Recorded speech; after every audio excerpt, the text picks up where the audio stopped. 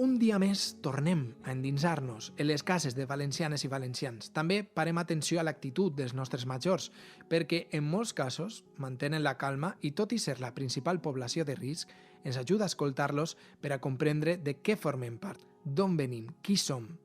Escoltem en este cas Vicent, que es presenta ella mateixa. On t'ha pillat el confinament? Jo sóc Vicent i m'ha pillat casualment a València. Jo tinc la vida un poc a cavall entre Xàtiva i València, aleshores en aquest moment estava així per unes qüestions molt puntuals. T'ha agafat a València, però hauries d'estar a Xàtiva. Hauria sigut diferent la vivència en una casa o l'altra? Bàsicament, l'essència de la meva vida haguera sigut un poc, de la meva estada, vull dir, haguera sigut molt semblant.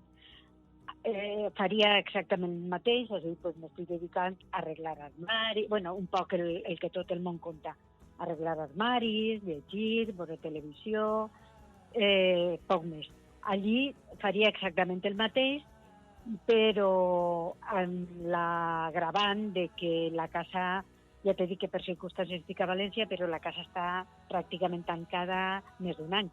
Aleshores tindria molta més feina, estaria molt més entretesa. Bo, Vicent, com passes els dies, que és el que volem saber de tu? Quines són les activitats que fas? Si fas eixides... Jo sols isc per la premsa. La setmana passada vaig anar a per subministres, bàsicament de neteja, un poc d'aliments, però bàsicament el dia a dia és eixir sols a la premsa, que tinc afortunadament el quiosc baix de casa, aleshores són 2 minuts. Baixe i puge. Tira el fem, i aprofite l'eixida per a respirar aire i me'n torna a pujar. I després, jo què sé, les coses aquestes que tot el món fa d'aplaudir, sentir, veure televisió, a voltes apagar-la, llegir, agarrar un llibre, en fi. Com has dit això d'anar per la premsa i veure televisió, com estàs gestionant la sobredosi de notícies? Perquè si t'agrada mantindre't informada, com ens passa a alguns, és com per no agitar-se. Jo al principi, els primers dies, òbviament, volia informació i consumia absolutament tot el que apareixia. Va arribar un moment, i t'he dit que exactament va ser el divendres, me va agarrar un baixó, que ho veia tot negre, me vas deprimir i a la mitja hora jo dic, però jo estic tonta o què me passa? I he deixat de veure notícies, estic al dia, no? Perquè la premsa inevitablement és una altra història, però la premsa llis com vull i en el moment que vull. La televisió és matxacona i sobretot és un poc contradictòria, segons la cadena que agarres, segons la emissora que agarres, segons qui tal, n'hi ha molta notícia falsa, n'hi ha molta manipulació i he deixat de veure això.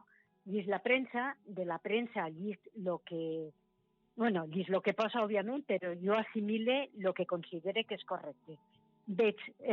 Sent millor la ràdio que la televisió, i en la televisió ja he deixat de veure notícies.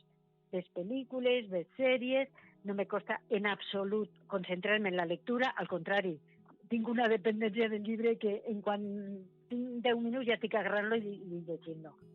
Aleshores, en aquest aspecte, el baixó m'ha servit per reforçar-me mentalment i en aquest moment estic bé.